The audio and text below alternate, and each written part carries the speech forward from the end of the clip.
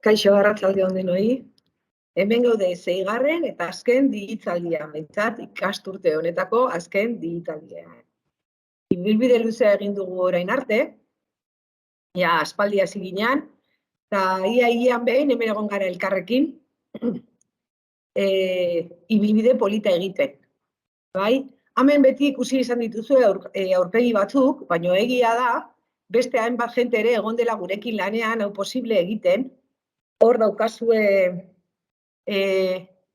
mapan lanean aritu garen guztiok, eta horretaz gain eskertu nahi diegu ere haien lana gurekin egon diren itzultzaileei, bai?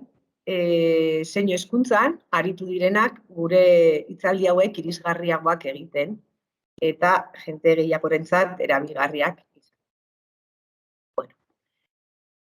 Dagoeneko azkena falta zaigu. Orain arteko zuek emandako ebaluazioak Kristinak aurreko digitalian azaldu zuen bezala aztertzen joan gara hilabetetik hilabetera, eta zuen iritziz, erantzuten duzuenen iritziz, apurka-apurka hobetzen ere. Dena ikasten da, guretzat ere hau ikaste prozesu bat izan da, eta bataz bestekoa 5 gainean 3,8 inguru gabiltza momentu honetan zuen balorazioen arabera.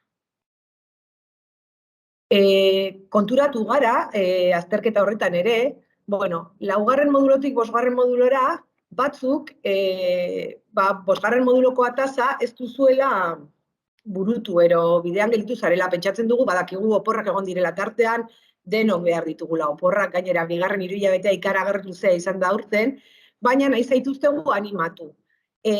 Oraindik astia dago. Ekainaren 3 arte, irekita egongo da ikastaroa, atazak entregatzen jarraitu ahal izateko, eta nahi zaituztegu animatu horretan, azkeneko 2 ataz, 5. eta 6. egiten, eta 4. zaudetenok, 4. egiteko daukazuen batzuk ere, oraindik astia daukazue, eta animatu nahi zaituztegu ataza horiek egiten jarraitzen. Horretaz gain,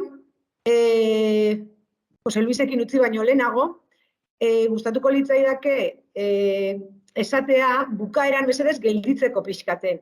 Badaukagu informazio garrantzitsua, zertifikazioa nola izango den, eta bukatuta gero, ikastaroa bukatuta gero eman beharreko pausuen inguruan informazio garrantzitsua daukagu emateko, eta orduan eskertuko genizueke pixkaten gelditzea gurekin galdera tarte horretan.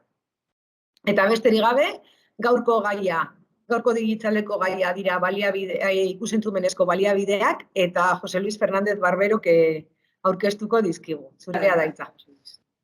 Arratsalde on guztioi, Jose naiz, Barakaldoko berritzeguneko IKT aholkularia, eta gaur ikusiko dugu, edo saiatuko naiz zuei ematen pauta batzuk, edo ideia batzuk, ikus-entzunezko baliabidei buruz.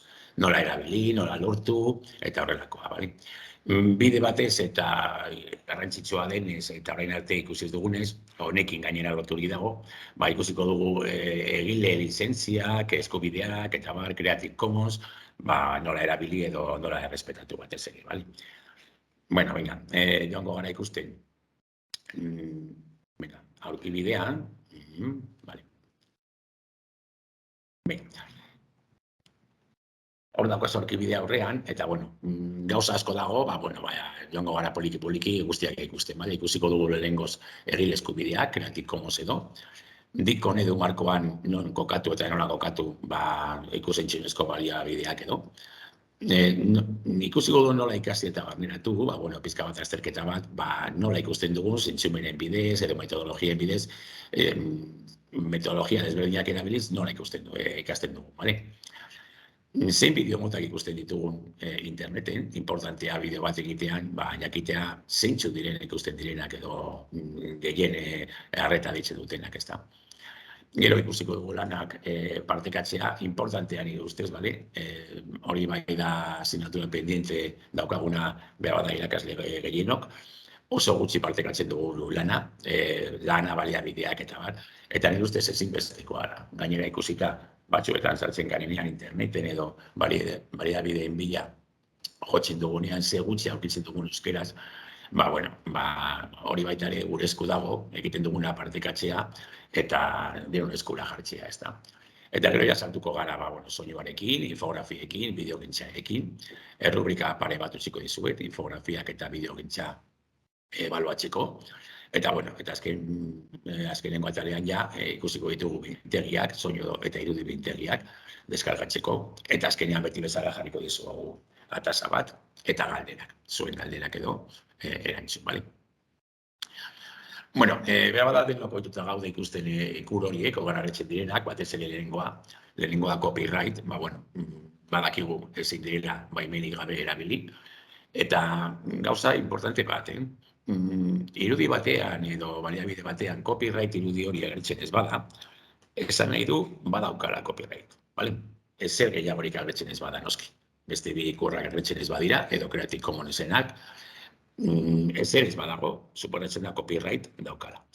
Orduan baita ere, guretzat importantea da, eta hemendik aurrera badago ohitura hartu behar dugu, sortzen ditugun baliabide guztietan, gure siteetan, blogetan, eta arrelakoetan, bada merezi du Creative Commons lizentzia hori jartzea, guk eman nahi diogun lizentzia. Baina bai komunidad jartzea, bentsat ekiditzeko hori, copyright bihurtzen dela, momentu horretan, zeo zer ez badago, bale? Copyleft, ikusten duzu hori, C bat, baina aldere jarrita, guztiz irekia da baliabidea, eta nahi dugun moduan erabilatu dugu, bale? Gutxitan behar badakizeko dugu. Horrein ikusten duguna da, Creative Commons, eta hor badaude, beste irudi batzuk edo beste ikono bakotxa, baimen desberdinak ematen, ezta? Ikusiko ditugu, zeintzuk diren. Lehenengoa da, panpin hori, esan nahi du, egilea aipatu behar dela, erabilian duzu, beste guztien, beste iruren arabera, erabilian duzu, baina beti egilea aipatu behar. Bigarrena, diruaren ikurra eta marratxoa, esan nahi du, baliabide hori ezin dela komerzializatu, bale? Baimena baldin badaukazu partekatzeko, baina komerzializatu gabe beti.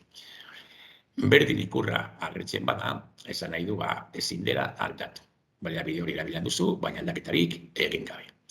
Eta birgune horrek esan nahi du, zu partekatu alduzula baliabide hori, baina baldintza berekin.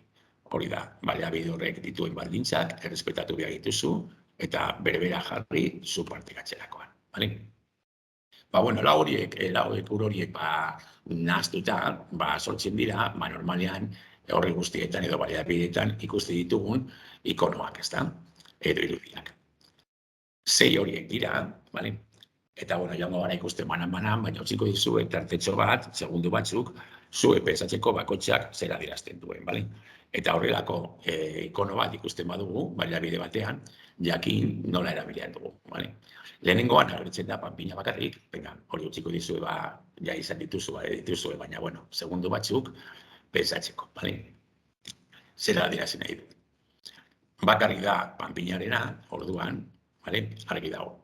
Edozeinek erabilian du, egin alditu aldaketak, komerzializatu bat du momentu batean, bakarrik agertzen da panpina, baina hori bai, aipatu behar da, beti egilea. Bigarrenean agertzen da panpina eta diru ikur hori, eta orduan, zer superatzen dugu, baliabidea, erabiltzerakoan aipatu behar dela beti egilea, eta ezin dela komerzializatu, aldaketak egin aldizkiogu, edo partekatu aldugu gero baldintza ezberdinekin, baina hori bai, ezin komerzializatu eta aipatu behar egilea. Horrengoan agertzen da, panpina, diru ikurra eta birgunea, eta orduan ja, baditugu hor, 3 baldintza, Lehenengoan noski da, aipatu behar dugula egilea, bigarrena da, ezin dugula komerzializatu, eta hirugarrena, partekatzekotan, baldintza berdinekin partekatu behar dugula. Orduan, partekatu nahi badugu, aldatu aldugu, ez da agertzen berdinik ikurra, ez da, aldatu aldugu, baina gero partekatzean, mantendu behar dugu ikur berbera, ez da? Eta baldintza berberak. Hirugarrena, hartzen badugu, hor daukagu berriro aipatu behar dugu egilea, ezin dugu komerzializatu, eta ezin dugu aldatu. Baliabide hori ezin da aldatu. ezin dugu modifikatu.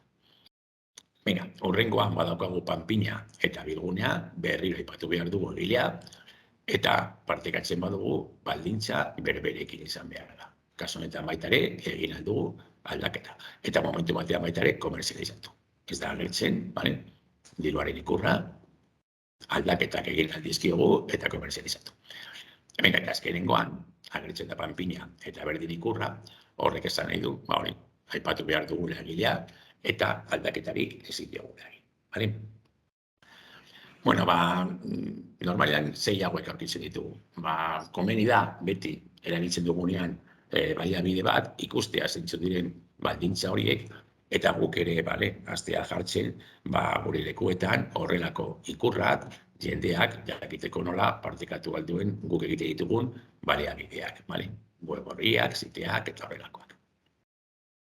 Bueno, non kokatu markoan? Markoan, batez ere kokatuko dugu bigarren erronkan eta seigarrenean, Bigarrenean, hor batez ere lizentziak, ezberdinak ezagutzea, errespetatu jatorriak eta egile tresnak erabiltzea baliabide digitalak sortzeko eta editatzeko, batez ere bi ere horietan.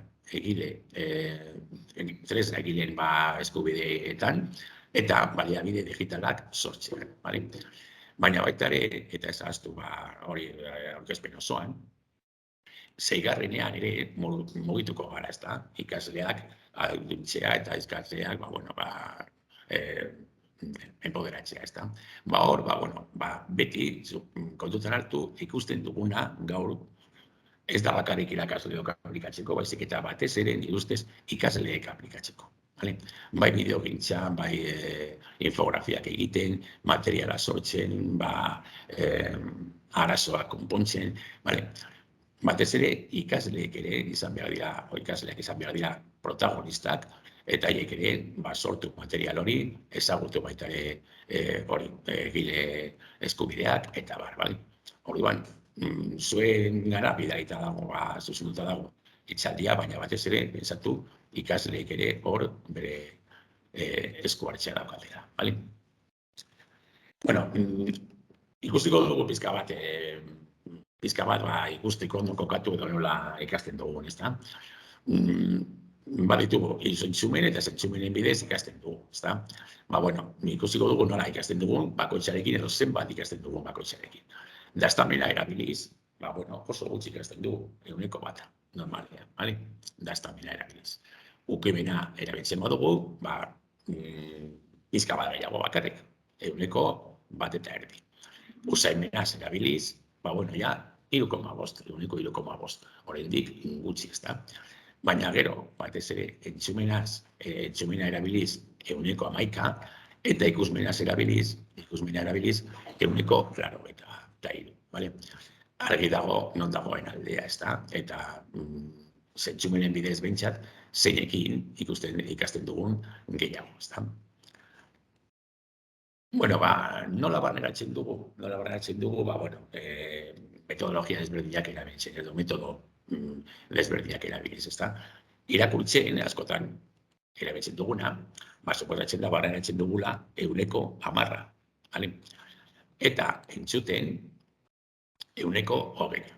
Bi horiek, askotan erabili ditugu, ez da, batez ere eskutza formalean edo, berbada gehien erabili ditugunak, ez da, ikasten eta Bueno, ikusten 130 barneratzen dugu, entzun eta ikusten batera 150, eta hemen, bi importanteak, ez da, batez ere gaurko hezkuntzan behar bada, ez da baidatzen 170, eta eza eta egiten, praktikan jartzen, 180.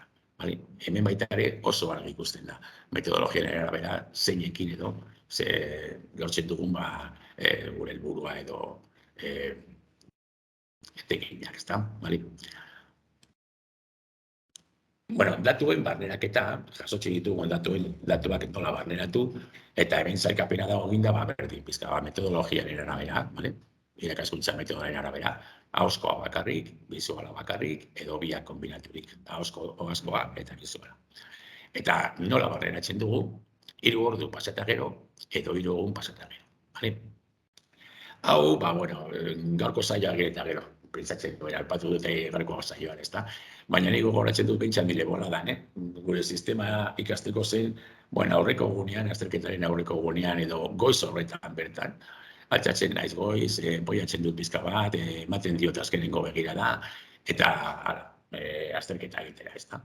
Gero gainera jagatzen ginen eskolara, eta nire pentsan gogoratzen dut, nahiago nuela beti lehenengo orduan egin azterketa. Eta errekero eta gero, ni bazen ja, pizka bat moskeatori guztiok, ezta?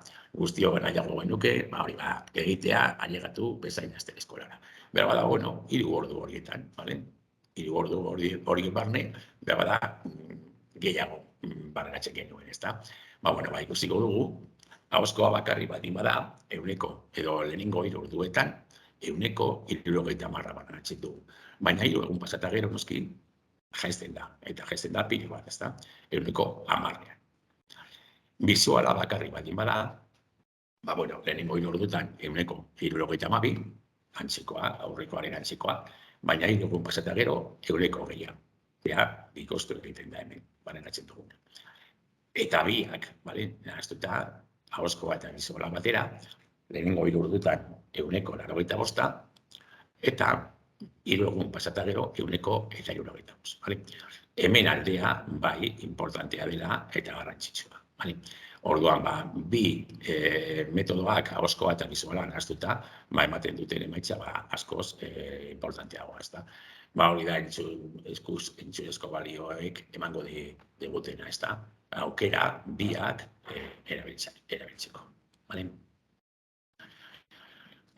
Zer ikusten dugu, jakin behar dugu bideo bat egiten dugunean, baita ere gero hemendik aurrera, gauza bat da eta bideo profesional, erdi profesionala egitea, eta beste gauza bat, tutorial bat ikasleentzat. Beti jakin behar dugu nori zuzenduta dagoen bideoa, egiten dugun bideoa. Orduan, gauza bat txiguk, gero jango gara komentatzen, hori dekalogoak, gomendioak eta oso ezberdinak izan aldira, horrelako bideo erdi profesionala egin nahi badugu, edo tutorial bat ikasleentzat.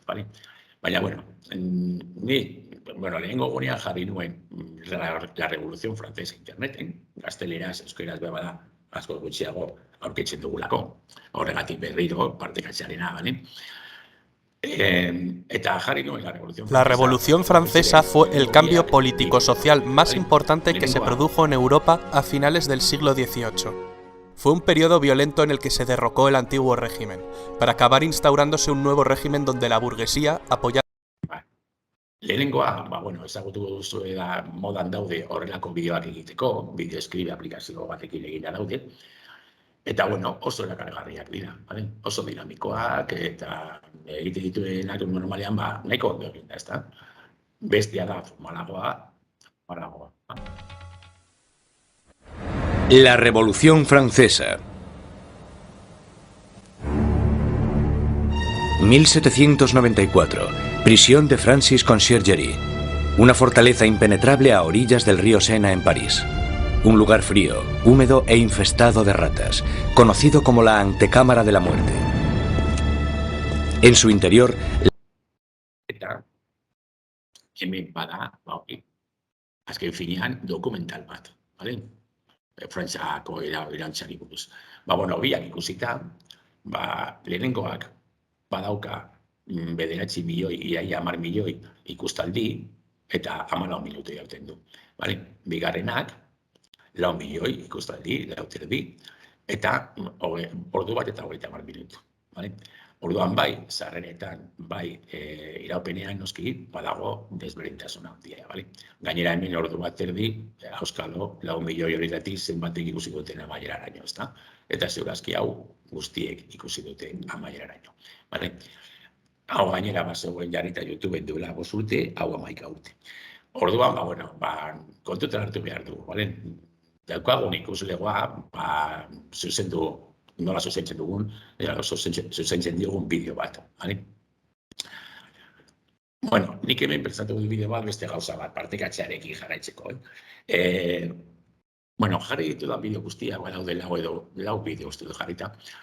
Eta, ikus entzunezko baliabideak zirenez, esan dut, predicar contra el ejemplo, eta jarri ditut bideo batzuk, azalpen batzuk egiteko. Honetan, ikusiko dugu nola, eta batzuetan bada gertatu zaizu, niri bai gertatu zai. Aplikazio bat egiteko, ez dut esango ja bideo bat, aplikazio bat egiteko, edo lanen bat egiteko, ematen duzu ordu pilo bat, ordu pare bat, 3, eta gero gelara jagatzen zara, aplikatzen duzu, 5 minututan, 10 minututan egiten dute, eta esaten duzu, nik 2 ordu, eta umeek 5 minututan ventilatuta lana, bale?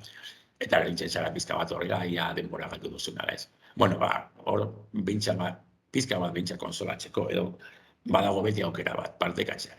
Eta badakizu partekatzen baduzu zure baliabidea, etekin askoz handiagoa izango duela, bale? Bega, ikusiko dugu bideoa, eta hori bideoa eginda dago, eta laurak eginda daude editatu gabe. Gero ikusiko dugu edizioa eta bat, baina hauek eginda daude editatu gabe. Bakarrik pantaila kapturatu, bai noski aplikazio batekin prestatu aurkezpena, eta gero pantaila kapturatu. Besterik ez, bale? Askotan PowerPoint batekin, egiratu horrelako bat, bale? Eta tutorial bat egiteko, edo horrelakorik. Beka, ikusiko dugu. Batzuetan, denbora luze ematen dugu aplikazio bat edo bideo bat egiten. Denbora luze eman, eta gero, pentsatzen dugu, etekin gutxi ateratzen diogula, gure gelan, momentu batean egiten dutelako ikasleek. Hor gaude lanean jotake, nekatuta, eta pizka bat frustratorik horrela pentsatzen badugu. Baina ikusiko dugu, nola noski partekatzen, etekin handia atera aldiogula edo zein aplikazio hori edo bideo hori. Venga, suposatu, nik erabili dudala, edo eman dudala ordu pare bat aplikazio bat egiteko. Nire gelan aplikatzen badut, nire gelan erabiltzen badut, 10 minututan badaukate eginda, eta, ematen du, etekin gutxi atera dio dela. Baina noski, normalean ez dugu egiten bakarrik, gure gelan, baizik eta ondoko gelan ere egiten dugula. Eta ondoko gelan egiten badugu, ikusiko dugu nola, noski, denbora hori biderkatzen dela. Eta, suposatu, lagun bat daukagula beste ikastetxe batean, beste irakasle bat, pasatzen diogu berari, berak egiten du bere gelan, eta orduan, berriro erabilitako edo aprobetxatutako denbora. Eta noski, aplikazio horien normalean ez ditugu erabiltzen bakarrik ikasturte batean, baizik eta ikasturte batzuetan erabiltzen ditugula. Suposatu, 4 ikasturtetan erabiltzen dugula aplikazio hori, orduan, biderkatuko dugu denbora hori. Behintzea, gaude aurretik, aprobetxatutako denbora, erabilitakoa, baino luzeagoa da. Eta noski, orain badaukagu beste aukera itzel bat, eta da interneten partekatzea. Eta interneten partekatzen badugu, ikusiko dugu nola noski aplikazio hori eta erabilera hori zabaltzen den pilo bat, ezta? Eta orduan, aprobetxatutako denbora baitare handitu egingo da. Zer lortu dugun, hasieran geneukan, langilea morratu hori pizka bandekatua edo frustratua, bihurtzea langilea pozik lan egiten eta zer ospatzeko. Bere aplikazioa ero bide bideotxoa baliogarria izan dela eta etekin handia atera diolako. Hori da bideoa, azken finean da, bideo baten bidez horrelako zer partekatzea zuekin edo transmititzea, ezta? Eta, importantea, berbada gero apatuko du berriro, baina nire ustez partekatzearena guztiz importantea eta garrantzia handikoa. Hasiko gara soinuarekin. Soinuak, orain modan daude podcast edo horrelakoak. Eta azken finean podcast soinu bat da. Soinu bat erabiltzen dugu, eta hemen jarri dut orain pizka bat konparatzeko gure hezkuntza formalarekin, ez da jaso genuen hezkuntza formalarekin. Gehiena transmititzen zen ahoz edo, eta orduan, jarrita dago ikusteko transmisio hori, ahozko transmisioa, baina baita ere horren eskatuko dizuet ariketa bat, egingo dizuet galdera bat, nik hor daukat panpin bat, badago geldirik, jarri dute arbela atzean, aldatu diot ondoa eta arbela atzean jarri ikusteko gardena dela, bestela ondo zurian jartzen badut, ez da nabaritzen ondo gardena den irudia da ez. Gero hitz egingo dugu gardentasunari buruz. Orduan sakatuko dut, nahi dudana da leio honetan, diapositibo honetan, azalpena hau egitea, eta gero, momentu batean, klik egin eta panpina jarri hitz egiten, bale? Soinua eta batera mugimentua. Venga, egingo dugu. Lurrunketa. Itsaso eta ozeanoetako ura, beroaren eraginez, lurrundu egiten da. Vale, venga. Venga, zira berriro. Bueno, bakarrik hori, bale? Baina hor sortu zitzaidan arazo bat egiterakoan. Arazoak oso importanteak dira. Justo goian, gauzean izan dugu arazo pilo bat, bale? Goizeko saioan. Izan ditugu arazoak ordenagailuekin, soinuarekin, bueno. Eta egon gara hor, ginen momentuan, konpontzen. Bueno, nire ustez oso importantea eta beldurra galtzea arazoekin, eta beldurra galtzea noski orokorrean. Arazo bat sortzen denean, zehatzen gara konpontzen, eta horretan ikasten dugu, gainera konpendentzia bat da, arazoak konpontzearena.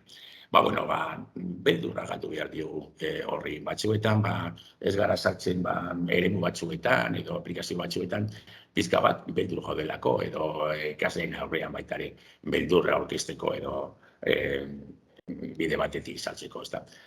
Galdu behar diogu beldurra. Badakigu gainera informatikarekin, nik urte askotan daramat, eta gaur egun baitare, arazoa sortzen zaizkite egunero, eta zatzen naiz konpontzen, bale? Eta ez bakarrik arazoa, baizik eta batzuetan, egin nahi dut hau, aber nola egin nahi dut, ezta? Eta pizka bat, burua jan, bueltak egin lortzeko. Kasu honetan, ni baneukan hau panpina, eta nahi nuen klik egitean, panpina hastea gif animatu bat da, panpina hastea haua mugitzen, eta batera soinua. Hori, esaten, ezta? PowerPointek ez du aukera hori ematen. Ez du aukera adibidez gif animatu bat agertzeko geldirik, eta nik sakatzen dudanean, hasteko mugitzen. Beste programa batzuek bai ematen dute aukera hori. Nik erabili dudan batean beti, aukera hori ematen zuen. Orduan, ona sartzean, pensatu du, ze pena ez ematea PowerPointek aukera hau. Baina, bestera batean konpondu dut.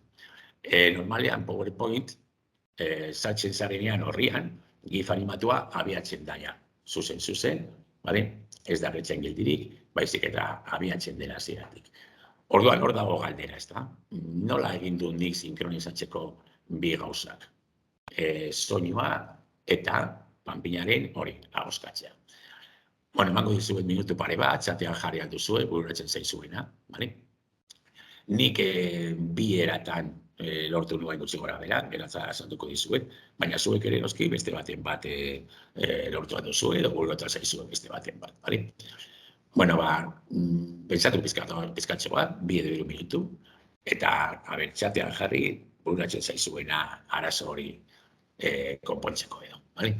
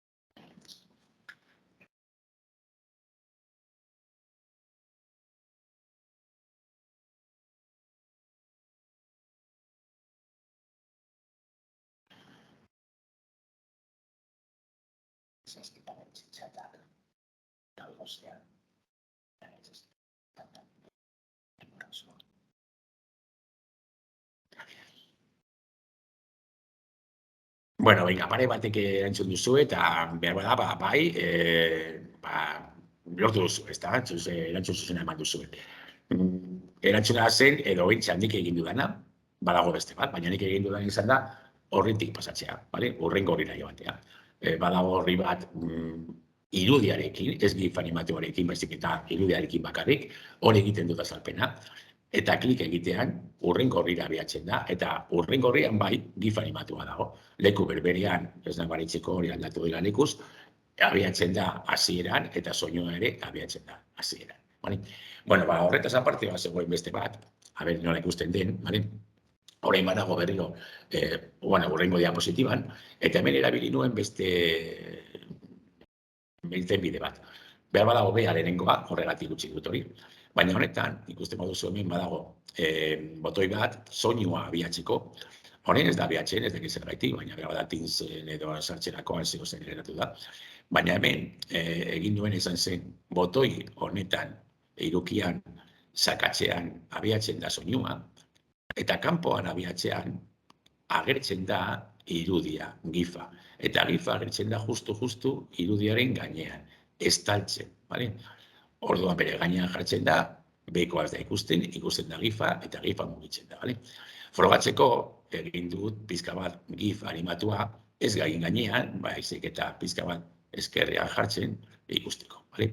Baina normalean, izan behar zen, sakatu soinuan txun, eta gero diapositiban GIF.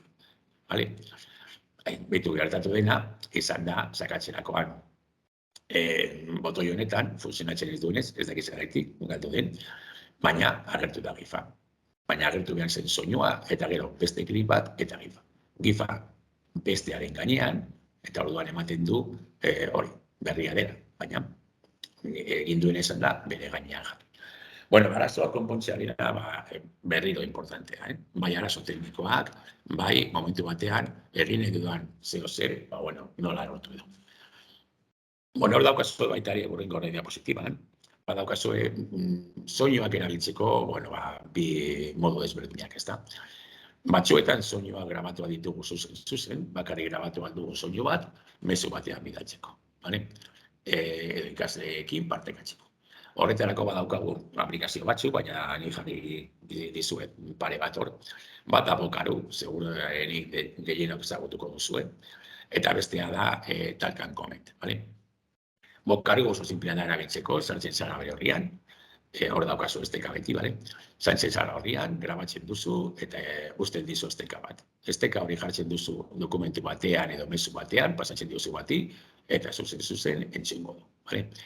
Talk and Comment antzekoa da, baina daukan abantaila da, Classroomen integratzen dela, zertatzen dela. Orduan, instalatzen badugu, bada Chromeren estensio bat, eta gero, horri batean aukera baldin badago erabiltzeko, agertuko da mikrofono bat eskuinaldean. Eskuinaldean agertuko zaizu, mikrofono bat, sakatzen duzu, eta berdin, grabatzen duzu mezua, eta link bat ematen dizu. Gmailen adibidez aukera dago, erabiltzeko, orduan, grabatzen dugu hor Gmailen bertan soinua eta bidali. Esteka. Eta Classroomen baita ere, aukera dago. Grabatzen dugu, eta zuzen, usten diegu ikaslei, Classroomen, mezu bat. Hori da, grabatzeko zuzen, eta gero noski badaude soinu editoriak. Montajeak egiteko ja, ezta? Montajeak, gure agutxarekin, musikarekin, efektu bereziekin. Utzi dizuet baita ere pare bat, Windows eta Linuxerako badago Audacity, seguro eski baita ere denek ezagutu, eta weberak utzi dizuet bakarri bat, badago pilo bat, baina nik erabili nuen hau, badago eginda musika hori konposizioak egiteko, nahasketak egiteko, baina primeran doa eta oso erreza efektu soinuak sartzeko gure agotxarekin, ezta? Naturako efektuak, animalien efektuak, eta horrelakoak. Oso erreza, bale? Eta hor baduzu, eta agertuko dira baita ere hurrengo diapositiban, bideo ikur bat, ezta? Horrek esan nahi du, esteka duzuela, gero partekatuko dugu zuekin aurkezpena, eta hor baduzu esteka bideo tutorial batzuetara. YouTubeen egindako bideo tutorial batzuetara, hori Bokaru ikusten dola erabili, eta baita ere banda, bale? Banda hau oso simplea, eta soinu editoria askotan erabili duzue, geletan, eta montaje bat egiteko, efektuekin eta soinuekin. Baita ere, alojatzeko edo gure soinuak alojatzeko edo biltzeko lekuak, orain hori modan dagoena podcast edo, batzu badaude ja adibidez hau Buzz Sprout edo horrelakorik, badauka, justu horri nantza, ezta? Podcast gordetzeko. Gainera, eginda daude horriak, podcast horiek biltzeko, monetizatzen dira, eta horrelako. Baina normalean, nik askotan edo betidanik erabili duana, izan da SoundCloud. Badaude antzeko batzuk, eta bere erabilera oso erreza, ezta? Bakarrik igo behar ditugu soinuak, eta noski desberdintasuna aurrekoarekin da, hor dauden soinuak bi eratan partekatu alditugula, ezta? Alde batetik, bai, esteka ematen, aurrekoetan bezala, internet esteka, baina baita ere, embed aukera ematen digute. Eta embed aukera erabiliko dugu gure siteetan txertatzeko, blogetan eta horrelako lekuetan. Embed aukera erabiliz, hor bertan txertatzen da audioa, eta sitetik edo blogetik atera gabe, entzunan dugu, ezta? Hor dituzue, lauleku, biltzeko, eta bar, eta suposatzen dut baita ere, askotan zuek erabili duzuela horrelako bat, bale? Eta esateko garaia infografiekin eta bideoekin. Ikusiko ditugu, lau mota desberdinak, ez da, ikusiko dugu infografia bat, horrein daukazuena, pantailan. Hartu dut uraren zikloaren gaia, eta horrekin, egin dut infografia normal bat, infografia interaktibo bat, bideo bat, eta bideo interaktibo bat. Lagoena desberdinak, eta noski, bakoitzak ematen duen aurrekoak, baina aukera gehiago momentu batean, ez da. Hau da infografia normal bat, badaude lau fase, hor daude azalduta lau faseak, irudiak, eta fase bakoitzaren azalpena. Infografia normal bat, ez da interaktiboa, ezin da egin, hor bertan, ez da. Baina horrelatzen badugu, hurrengo infografia interaktiboa bihurtu dugu. Irudi berbera da, azalpen berbera, baina orain, joango gara, nahi dugunean, nahi dugu momentuan, informazioa azaltzen, ez da. Orduan, klik egiten badugu, lurrunketaren informazioa agertuko zaigu. Azalpena egingo du, eta hurrengo klikean, kondensazioaren informazioa. Hurrengo klik, prezipitazioaren informazioa, eta infiltrazioaren informazioa. Asko sobeto joan gara kontrolatzen noiz agertu informazioa eta nola transmititu, eta horretaz aparte noski hemen badaude beste 3 esteka interneterako. Ikasleek edo momentu honetan gelan bertan informazio gehigarria lortzeko, ezta? Orduan ja lortu dugu alde batetik informazioa askoz gehiago kontrolatzea, eta beste alde batetik gehigarriak izatea, ezta? Informazio gehigarria. Hurrengoa izango da bideo bat, berdin, uraren zikloarekin. Ikusiko dugu bideoa, eta berriro, ez dago editaturik, baizik eta aplikazio batekin eginda aurkezpen hori, eta gero, pantalla kapturatuta. Ikusiko dugu momentu batean, badago noski narrazioa, eta gero efektu pare bat, soinu efektu pare bat sartuta. Haizearen soinua edo euriaren soinua, bale? Ea ondo entzuten den. Uraren zikloa. Lurrunketa. Itsaso eta ozeanoetako ura, beroaren eraginez, lurrundu egiten da.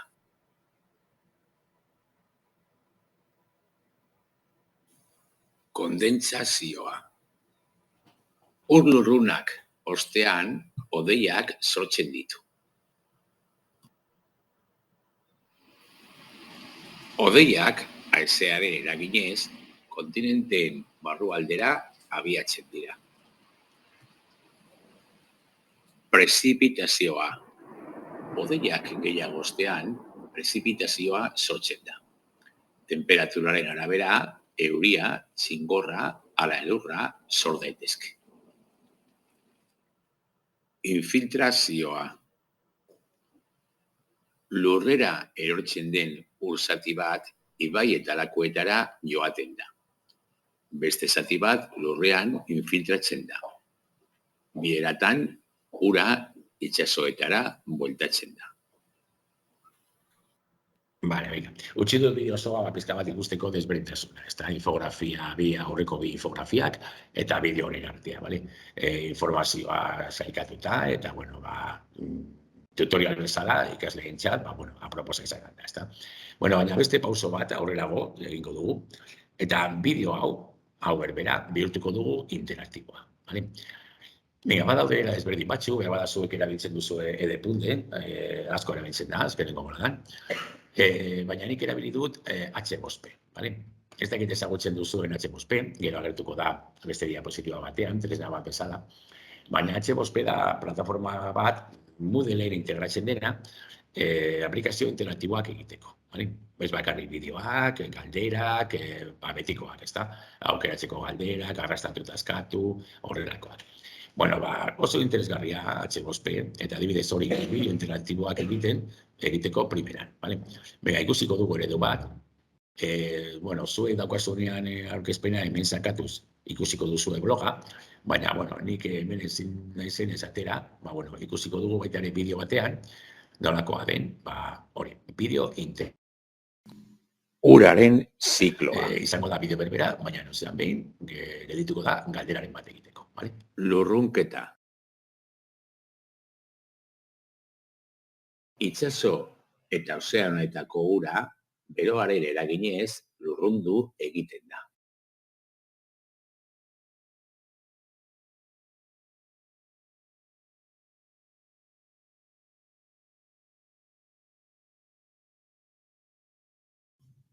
Kondentsazioa.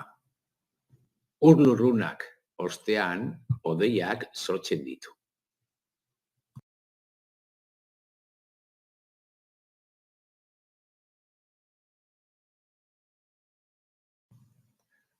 Hodeiak, haizearen eraginez, kontinenteen barrualdera abiatzen dira.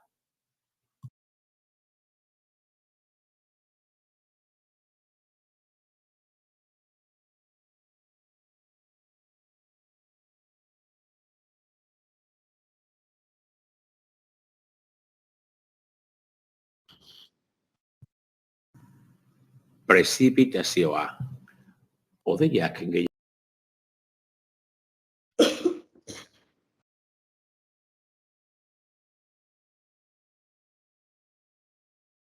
Vale, venga. Bueno, gara goizean, ikusi duzu, ez da, bada bideo berbera, baina txertatu ditu galdera batzuk, eta gero amaitzen denean bideoa, ikaslea jasotzen ditu emaitzak, eta guk ere jasotzen ditugu bere emaitzak. Gaur goizean galdetu didate zenbat denboratan egon zaren naizen bideoa egiten. Ez dakit, 3 edo 4 bideo daudenez, ez dakit zen. Baina adibidez hau egiteko, suposatu ordu bat egon naizena, bale? Galderekin, bale? Gauza bada bideoa prestatzea, eta gero H5P-rekin galdera prestatu. H5P-rena oso harin egiten da, behin ohituta edo behin hartuta pizka bat nola doan, bideo interaktibo edo bideo bati galdera batzuk sartzea oso erreza, 10 minututan sartu dituzu galdera batzuk, problemarik gabe, bale? Orduan, momentu batean, erabili ditugu eginda dauden bideoak, YouTubetik hartzen badugu bideo bat, ez eta beste hizkuntza artean, edo, euskera segon, zertatzen dizkiogu galdera batzuk hor bertan, eta hori bai, denbora gutxi behar du, bale? Behin hartuta H5P-en funtzionamendua edo. H5P hori modelen txertatzen da, baina modeletik kanpo baita ere erabilia da. Badago aplikazio bat, Lumi, eta gero, hori izango duzu azalpena, eta baita ere bideo tutorial bat erabiltzeko H5P Lumirekin, bale? Gomendio tekniko batzuk ikusiko ditugu bai argazkiak egiteko, bai bideoak egiteko. Batzuetan infografian sartzen ditugu argazkiak, eta bideoetan noski baita ere, grabatzen dugu, ezta? Batzuetan, era bat grabatzeko eta askota erabiltzen dena da, zure burua grabatu, azalpen bat egiten, ezta? Argazkietarako, beti erreparatu argiari, kontrolatu argia, nondi sartzen den, nondi jo, eta bale? Horizontalean atera, goizan komentatzen duen gorrotu dudala, argazkiak benetan mal, baina bideoak ez da, vertikalean egitea. Baina normalean, horizontalean atera. Eta ateratzen baditugu vertikalean, gero noski, espazio osoa betetzeko, beharko ditugu, 2 edo 3 argazki desberdinak edo elementu desberdinak, ez da. Kontuan hartu hiruko erregela egiten dugunean argazki bat, ja hori funtzionatzen duen ondo, hiruko erregla da, argazki bat egiten dugunean, beti zatitu behar dugula horizontalki espazio hori hiru zatitan, eta normalean importanteagoa den objektua edo elementua jarriko dugu edo edo eskerriko erenean edo eskuineko erenean. Eta orduan bi eren izango dugu libre hor informazio gehigarria txertatzeko edo beste elementua txertatzeko. Askotan egiten dugunean argazki bat, kalerako erdia jartzen gara da.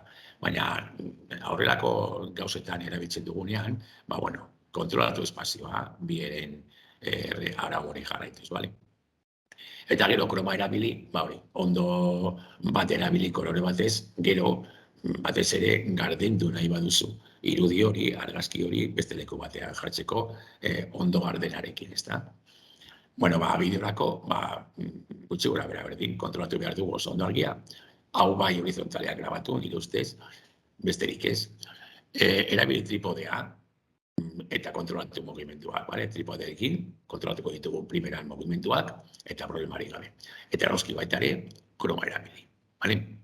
Eta gure burua grabatu behar baldin badugu, gerritik gora, gutxi gora bereagin. Askotan grabatzen dugu gure burua, interneten ikusa ditugu bideo bat azalpenak egiten, gerritik gora beti. Infografiaren ezaugarriak. Jako gara ikusten, zeintzu diren infografia batena ezaugarriak ikusteko baita ere, non dagoen erabilera, ezta. Gai bati buruzko datuak azaltzen ditu, noski, gai bat, hartzen dugu eta azalpenari. Gaiari ikusizko elementu garrantzitsuak gehitzen dizkio, berriro jorazten dugu ikusmenarekin.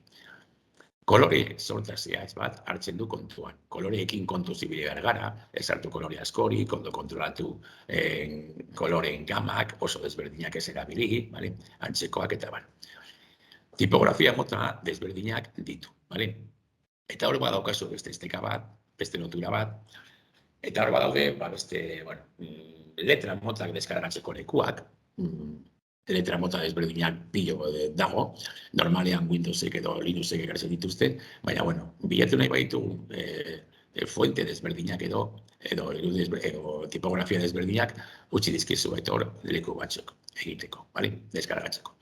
Eta hemen erdia, pasaden egunean banengoen porretan zerbeza bat hartzen, jarri zidaten zapia edo, papesko zapia. Eta, irakurri nuen eta ikusi nuen, babitu, infografia bat da, ezta? Badauka testu bat, badauka erabilita fuente edo tipografia desberdinak, eta, kante ematen du, erabili dira fuente desberdinak, eta montaje, majua da. Eta, argazkia egin nion, ikusteko pizka bat baitari nola, infografiak eta nolako gauzak leku guztietan aurkitu ditugula, ezta? Mugitxe magara kaletik, dendetan, karteletan, propagandean, leku guztietan. Eta gero hemen baitare utzi dizuen leku batzuk, testu efektu bat deskargatzeko, edo egiteko. Hemen dauden testu efektu desberdinak, horietan egina daude, adibidez kultez, horretan egina dago. Batzuk dira GIF animatuak, mugimendua daukate, beste batzuk fijoak. Baina hemen baditugu efektu desberdinak batzuk, adibidez hemen grafitiarena eta horrelakoak, behar da pizka bat momentu batean gure infografiak aberazteko. Oso simplea da, bakarrik sartu behar da horretan, hemen daukazu esteka, eta idatzi nahi dugun testua, eta gero ezaugarri pare bat eman. Egin dut,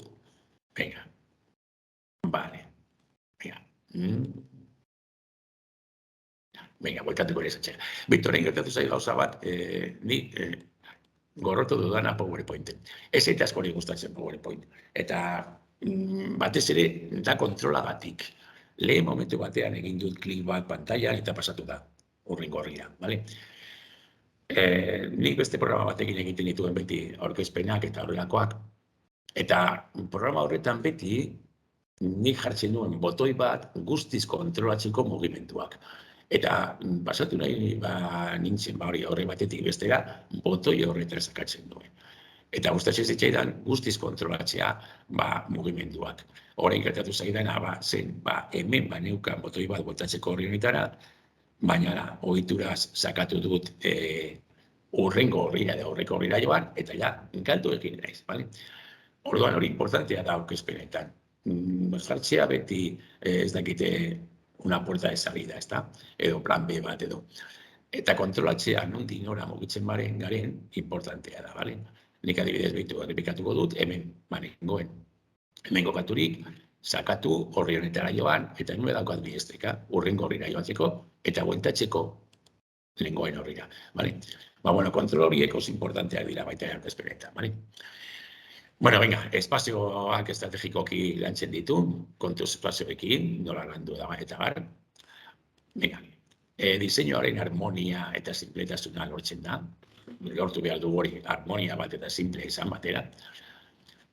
Diseinuaren originaltasuna eta sormena bilatzen du, marka elementuak ditu, marka elementuak, hori batzuetan jartzen dugu zer, avatar bat edo bideo batean, infografian da, baina baita ere utzen dugu marka bat, jakiteko nork egin duen edo eskolak egin duen, eskolako marka eta bat. Hainbat edabide digitaletan parteka daiteke, eta ekintzerako dei bat barne. Informazio gehigarria jarri aldiogu. Eta konturatu bazarete, joan naiz klik egiten diapositiban, eta joan da kolorea aldatzen, testuaren kolorea aldatzen. Erabili ditu baita ere bi edo hirura desberdinak, aurkezteko batzuetan agertzen da testu osoa, honetan erabili dut klik egin eta aldatu kolorea, eta gero hurrengoan beste bat erabiliko dut. Pizka bat ikusteko zeinera desberdinetan aurkeztu bat den informazioa, ezta? Ariketa da, nola egin dut hori? PowerPointek ez du ematen aukera testu bati kolorea aldatzeko. Baina nik klik egitean, errepikatuko dugu gitu, atxera baldin banoa, klik egitean joan da aldatzen kolorea, testu harrin kolorea. Galdera berriro da hori. Nola egin dut? Eta horrela ingo zunukete zuek, minutu pare batean pensatu, nola egin alden hori, eta berriro, arazoen konpoketa edo, nik nahi nuen hori egin, eta noski, programak ez du ematen aukera, baina trikimailu bat erabiliz, bai, egin alda. Minutu pare batean, eman txatean baitare, nola konpontuko zenukete, zuek arazoen.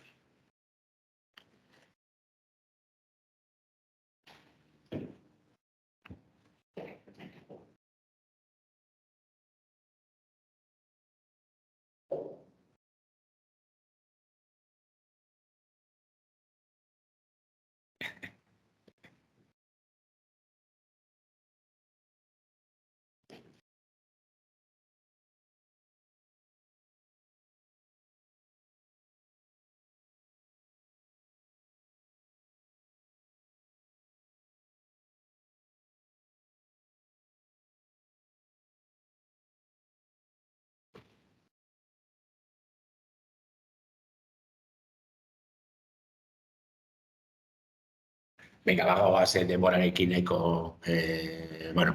arramatuta, eta egon dira erantzun batzuk, eta bai, baliogarriak. Batek adibidez jarri dugu, berriro horri zaldatu.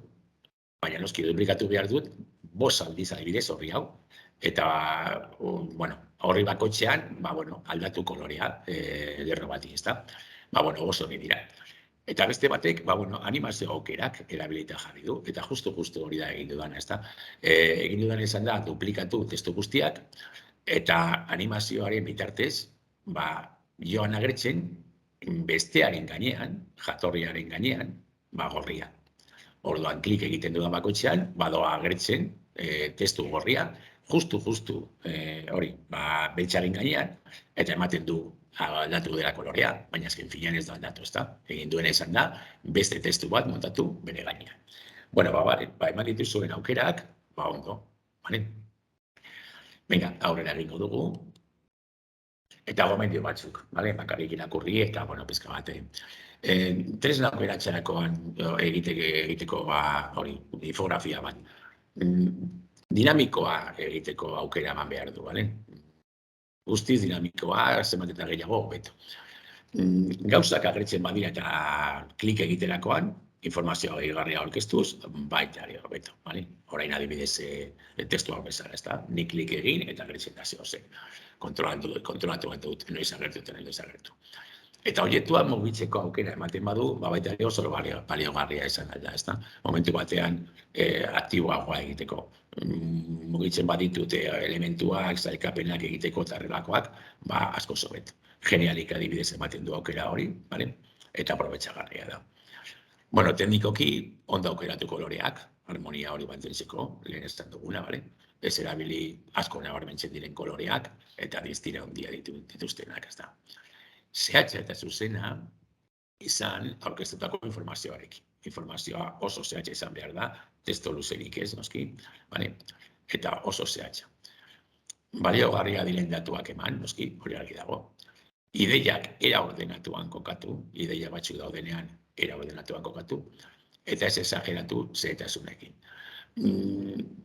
Nik hemen, eta infografia batzuekin gertatzen zait, mapa mentalekin bezala, bentsan niri, ikusten dudanean mapa mental bat oso handia, oso zabala, aukera pilorekin ezin dut beretan, ezin dut sartu, galtzen naiz.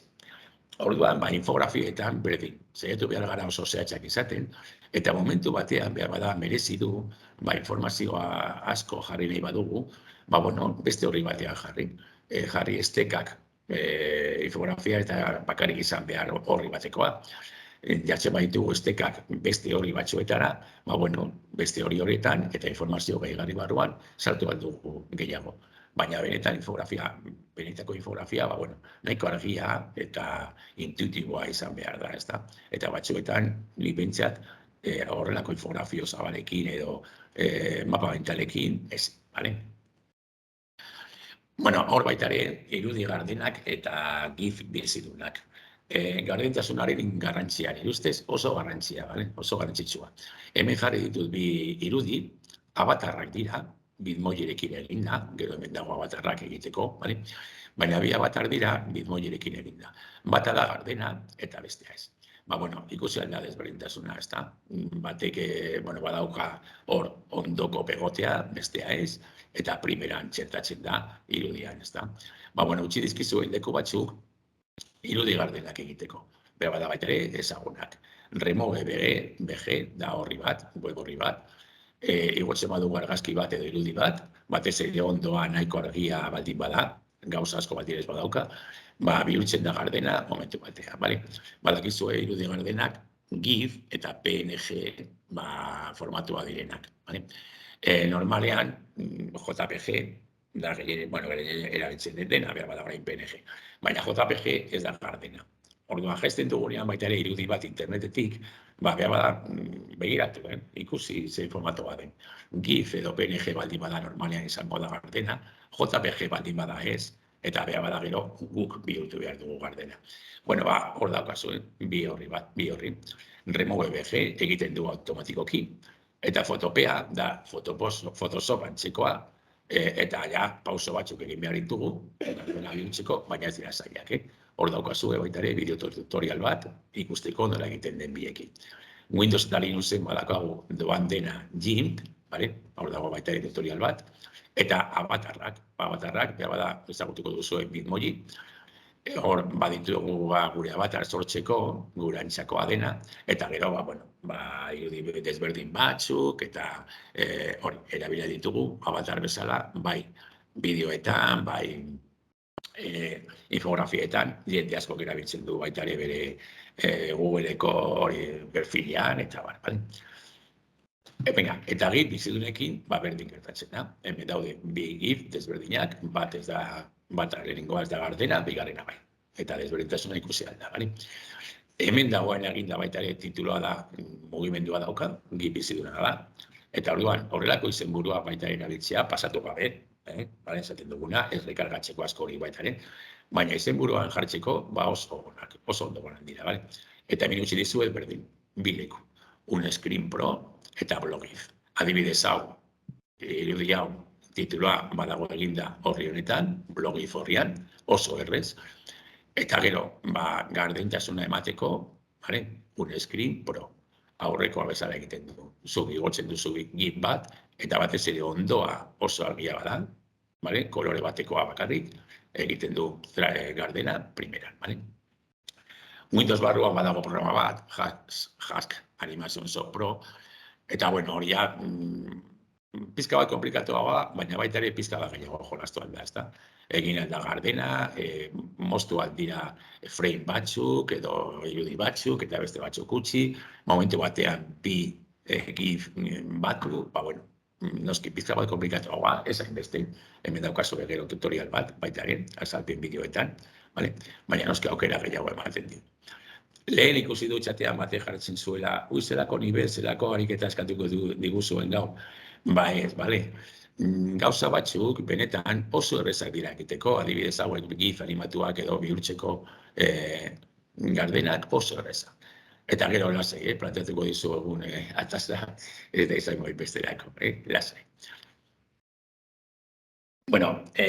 Infografiak eta irudi interaktiboak, baita ere horitzi sortzeko tresnak, horitzi dizkizuek infografia bat egiteko askotan erabiltzen ditugu argazkiak, utzi dizuek baita ere argazki editore pare bat. Lehenengoa nahiko simple, baina baliogarria, bigarrena ja komplikatuagoa, profesionalagoa, baina bakoitzan nahi duen mailentzat erabili, mailan erabili.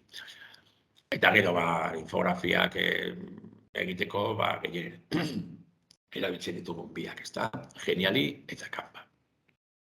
Horiek askotan erabiltzen ditugu.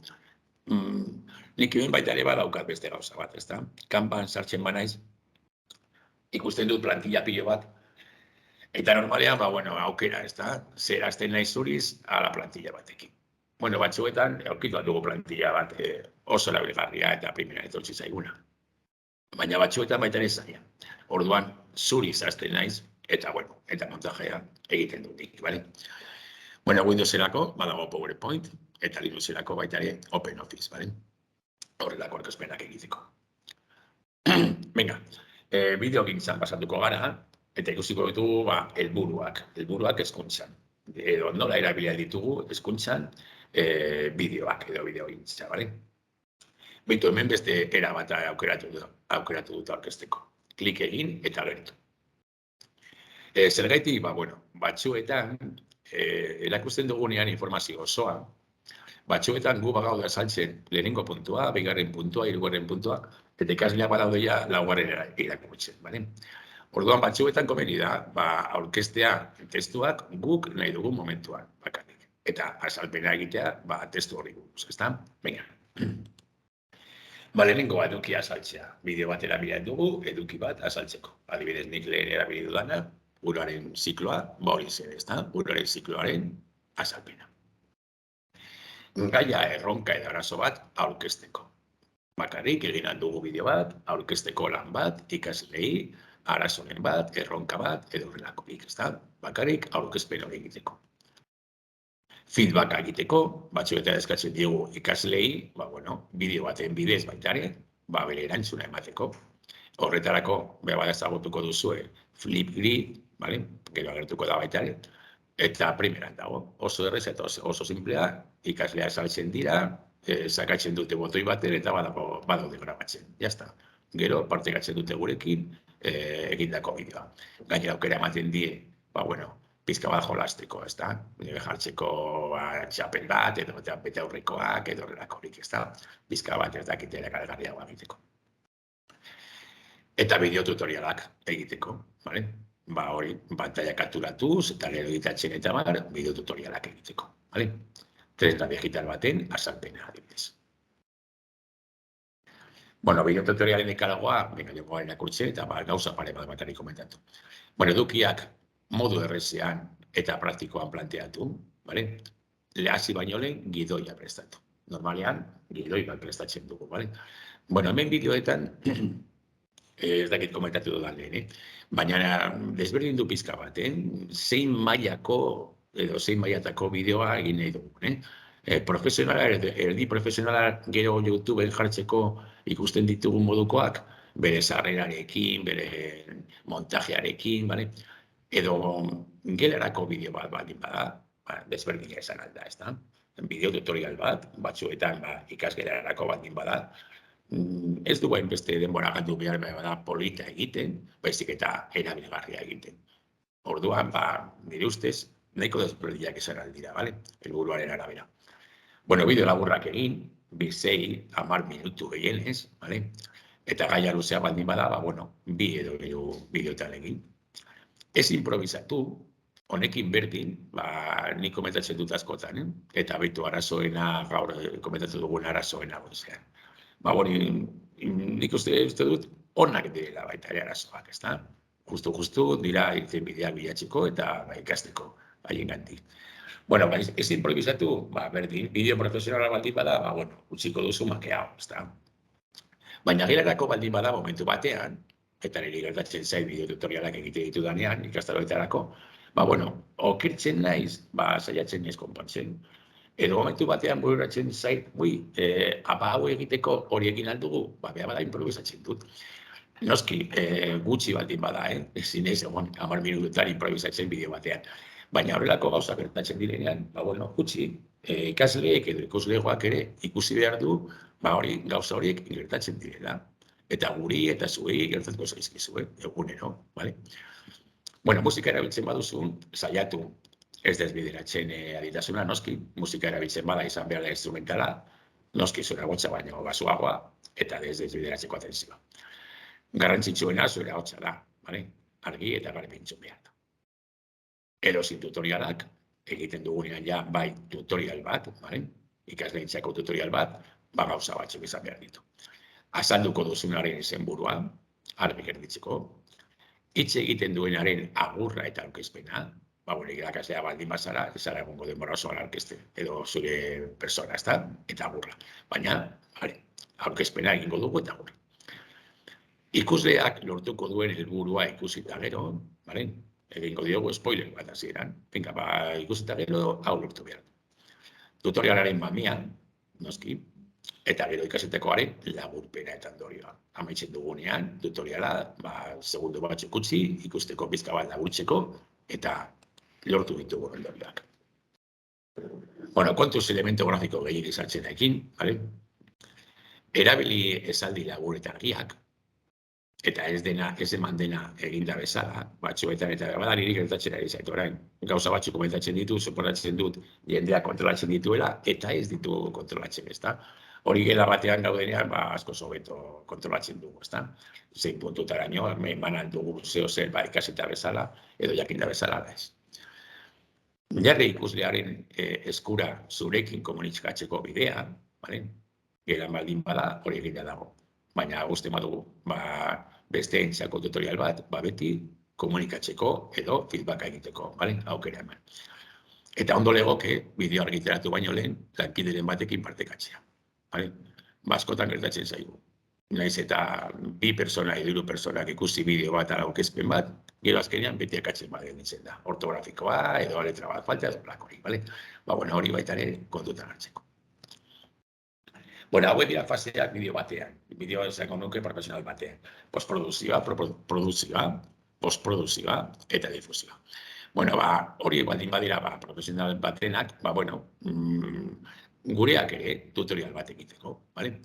Tutorial baterako, ikasleentzako egindako tutorial batean, preproduzioa izango litzateke erabiliko ditugu elementu guztiak prest izatea.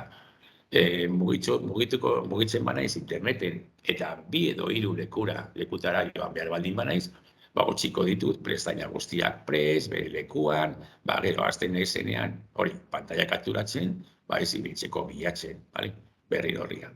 Ordua erabiliko dudan guztia prest izan beharko dut, hori izango da preproduzioa. Produzioa, grabazioa bera, egingo du grabazioa, pantalla kapturatuko dut, eta hori izango da produzioa. Gero etorriko da postproduzioa. Batzuetan honekin gelditzen gara eta pasatzen diogu, baina batzuetan egin nahi dugu montaje bat. Eta jarri diogu izenburu bat, egin dugu zoom puntu konkretu bat zehaz batzuetan, azpimarratu nahi ditugu gauza batzuk, beste irudi batzuk zertatu, eta edo 2 bideo lotro. Hori izango litzateke postproduzioa editatzea. Eta difuzioa, noski. Gero, difunditu behar dugu bideoa. Weben bidez, edo ziteen bidez, difuzioa egingo dugu. Venga, utzi dizuet hor, baitere sortzeko tresnak, bideotutorialetan, eta bitu hemen, sailkapena, bideotutorialekin, sailkapen desberdinak egin ditut. Batzuk ezagutuko dituzu, tresna batzuk, beste batzuk ez, bale. Lehenengoa da bideotutorialak, eta jarri dut bakarrik pantaila kapturatzeko, bale? Pantaila kapturatzeko aplikazioak edo web lekuak. Hori da eskatuko dizueguna, bale? Aurreratuko dizuet, eskatzeko, bakarrik bideotutorial txiki bat, pantaila kapturatzen, eta besterik ez, bale? Baina, gero ikusiko dugu. Hor dituzu leku batzuk, eta aplikazio bat, Active Presenter hau. Horri buruz egingo dut pizkatxo bat, bale? Bideo edizioa egiteko baita ere, utzi dizkizuet batzuk. Hau da ja, pantaila kapturatzea, eta gero kapturatuta gero, editatu. Hori, titula jarri, azpitituluak, zoomekin puntu konkretu batean, arreta ditu puntu batean, eta horrelako gauza, bale? Horretarako, hemen Active Presenter badago bidekoetan, batzuetan badaude programak ezinbestekoa bihurtzen direnak, azten zarenean lan batean, eta niretzat Active Presenter hau benetan gomendatzen dut asko. Bada pantaila kapturatzeko balio du eta baita ere bideo edizioa egiteko. Eta bideo edizioa oso erreza, bale? Hemen daude bi OpenShot eta Active Presenter ikusiko dugu desberdintasuna bien artean, bale? Active Presenterren, ikusten badugu hemen beritzura, ez da? Beitu, ezke ikusten dugu eta zeren dugu PowerPoint da, iaia da PowerPoint bat, goian baditugu botoi guztiak, elementu pilo bat zertatzeko, hemen ditugu diapositibak, eta hemen bainoski bideoa denez denbora lerro bat. Baina nire ustez programa honekin oso ondo kontrolatzen dira, zertatzen ditugun elementuak, testuak, eta bar. Edozein momentutan, diapositiba bat zatitu aldugu, sortuko da beste diapositiba bat, edo bideo bat, edo argazki bat jarri eta sortuko da beste bat, eta montajea egiten da PowerPoint antzekoa. Horregatik nire ustez, importantea. Gainera, programak ematen du aukera ezberdin pilo bat, interaktiboak egiteko, baita ere gaterekin eta barrekoekin. Baina bideo montaje txiki bat egiteko ni benetan gomendatzen dute. Hor daukazu bideo tutorial bat ikusteko. Eta orain bitu berriro gertatu zait aurrekoa. Venga. Bueltatuko naiz. Venga, a ver, non egon den hori ekatza. OpenShot ikusiko du, bale? OpenShot ja desberdina da, bale? Ikusten badugu OpenShot, bitu, ja da tipikoa, erabili baduzu bideo edizio programa bat, hau tipikoena da. Hemen ja agertzen dira argazkiak, bideoak eta bar, igotzen ditugunak, eta gero hemen denbora lerroa. Eta denbora lerro horretan, joan gara txertatzen, elementu desberdinak, bideoak, argazkiak, soinuak, eta gero berdin edo hemen jolastu beti. Erabili baduzu bideo editore bat, normalean, hau da guztien itxura, bale?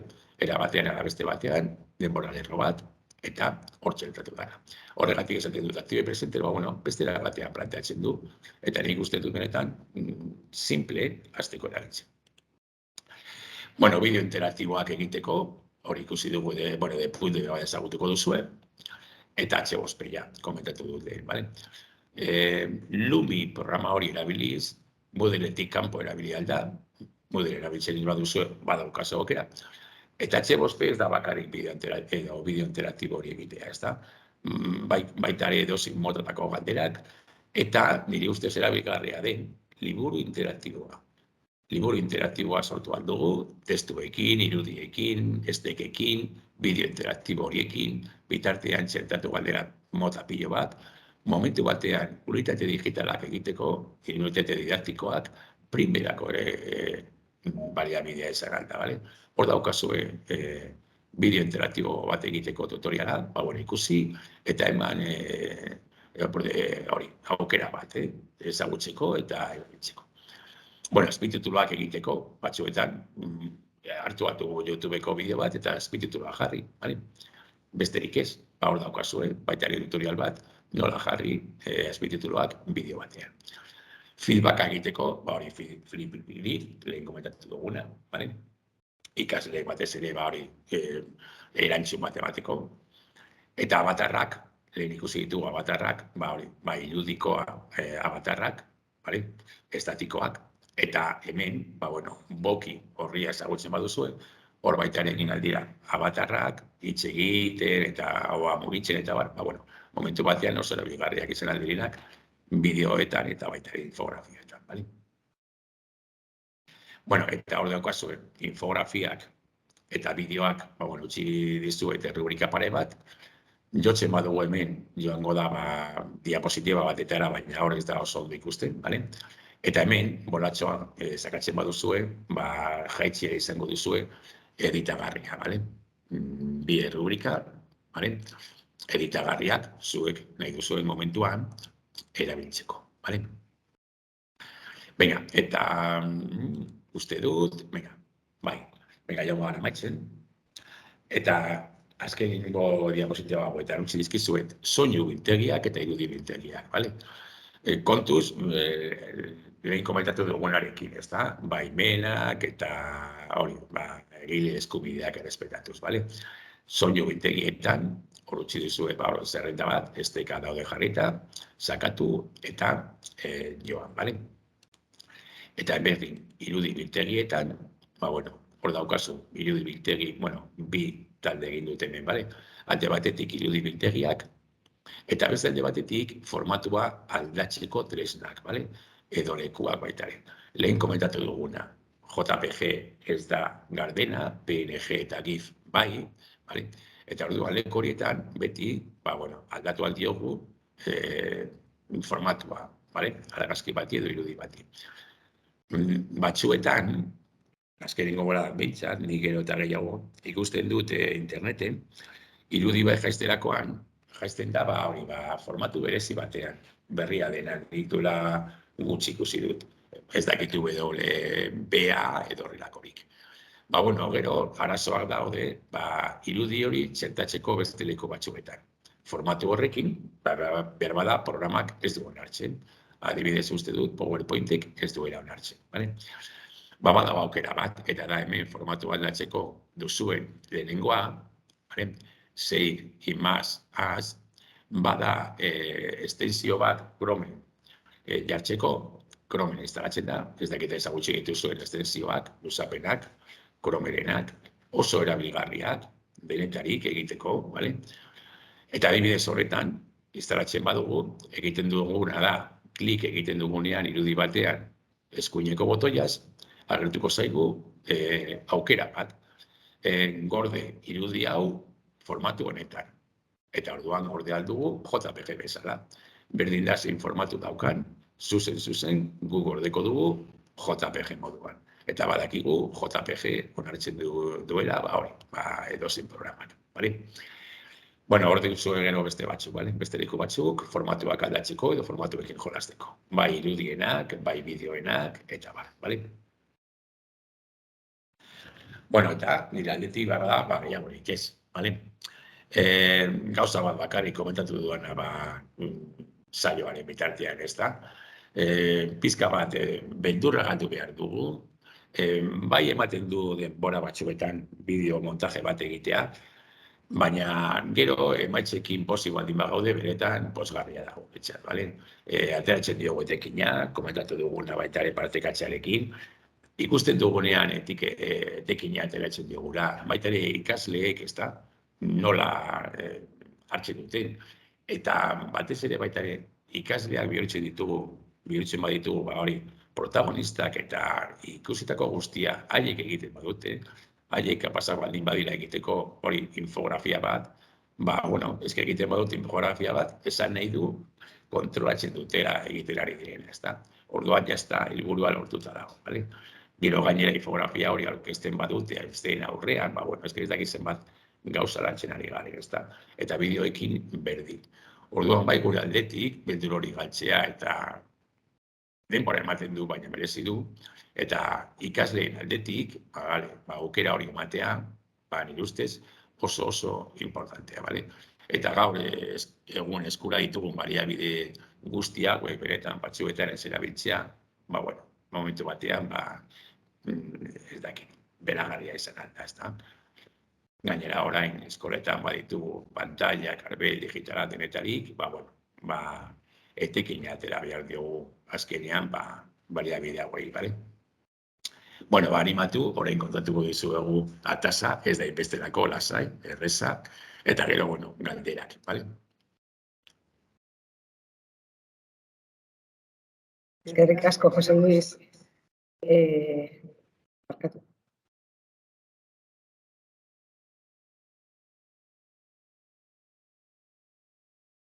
Benetan,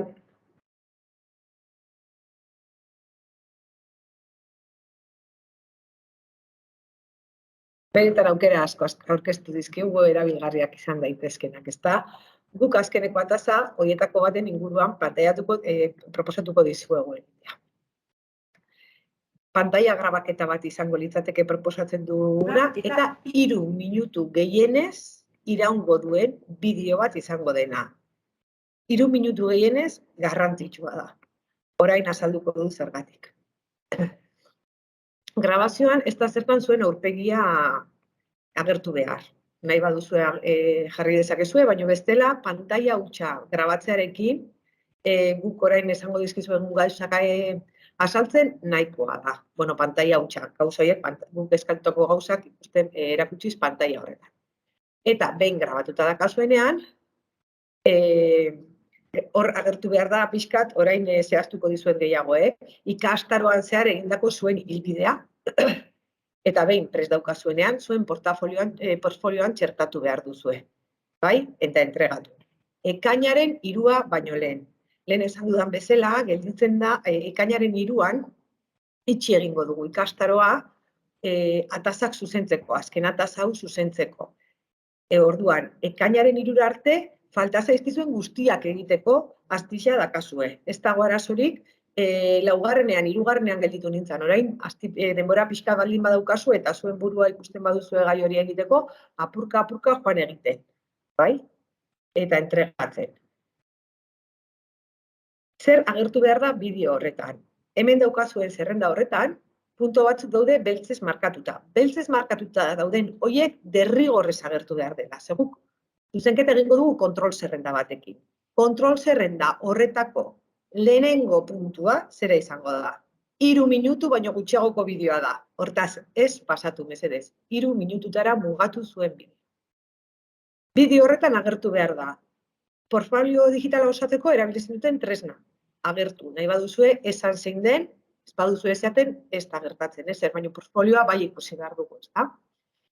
Eta momentu horretan, grabatzen ari zareten bideo hori grabatzeko zein den erabiltzen ari zareten tresna. Jose Luisek 4 aurkeztu dizkizue, eta horietako bat izan daiteke, zuek ohituta baldin bazaudete besteren bat erabiltzen, ez dago arazorik. Erosoen sentitzen zareten horrekin egin, bai? Bai agertu behar dena, eta hor ikusten duzu beltzez markatuta, da. Ikastaroen bitartean zuek ikastaroaren hasieran portfolioa osatu zenuten eta Selfie for Teachers bete zenuten autodiagnostiko bat egiteko, ezta? Diagnostiko horretatik, zuen autodiagnostiko horretatik, ze aurrera pausu uste duzuen eman duzuela ikastaro honi esker. Zerbaitetan aurreratu duzuen, zer uste duzuen ikasi duzu. Gero,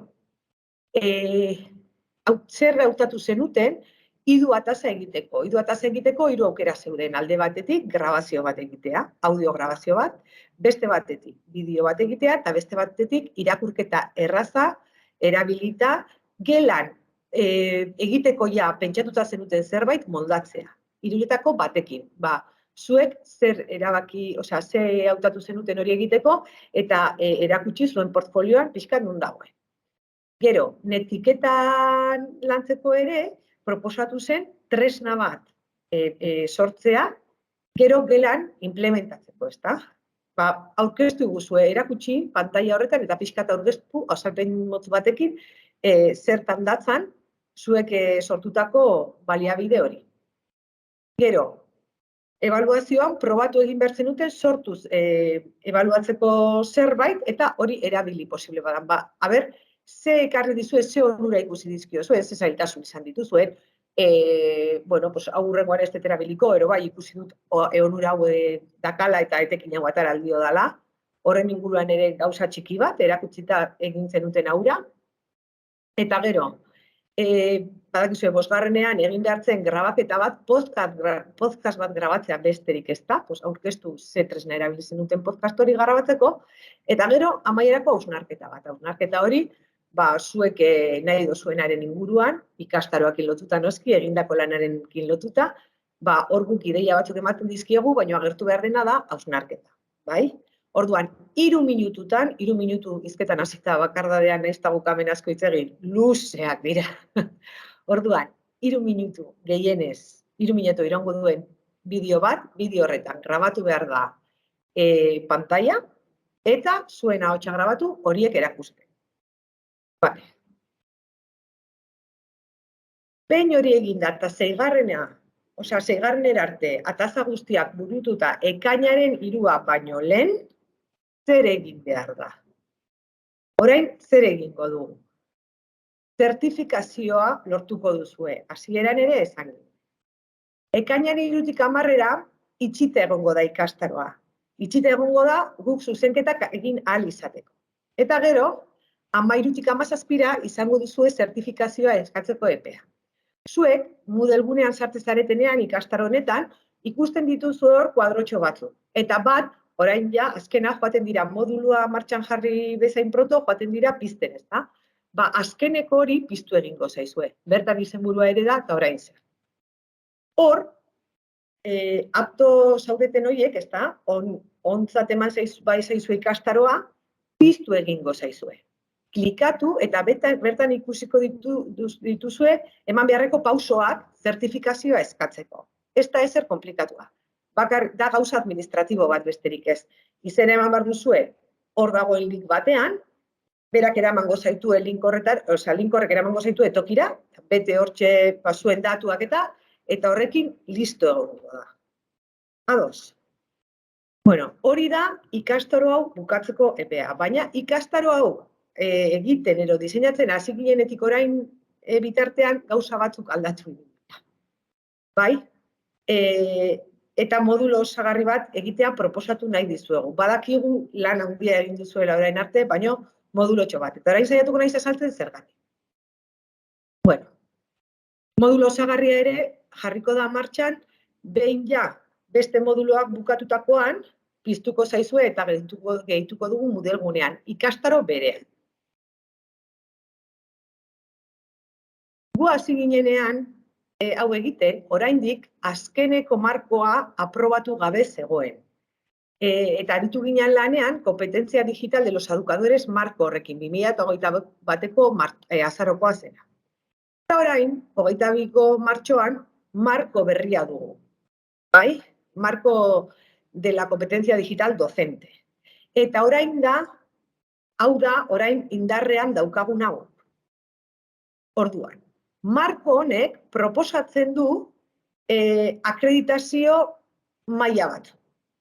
Ezagunak egingo zaizkizue. Ikusten duzuenez, A batetik C bira doaz, Europear hizkuntza markoarekin ohituta zaudetenok, ikusiko duzue badaukala antzekotasun bat, ezta? Adibidez, B bata eta B bia eta first eta horiek badu dituzte hor parekotasun bat, ezta? Pixkat sistema bera da marko hau diseinatzeko erabili dena. A batean, egongo ginen B-ko mailan, baina ja da hasiera bat eman diogula eta badakurugula nolabaiteko ezagutza teorikoa markoa eta hezkuntza digitalizazioaren inguruan. Bigarrenean ja, abian, gai garela laguntzarekin zenbait gauza gure gelan implementatzen.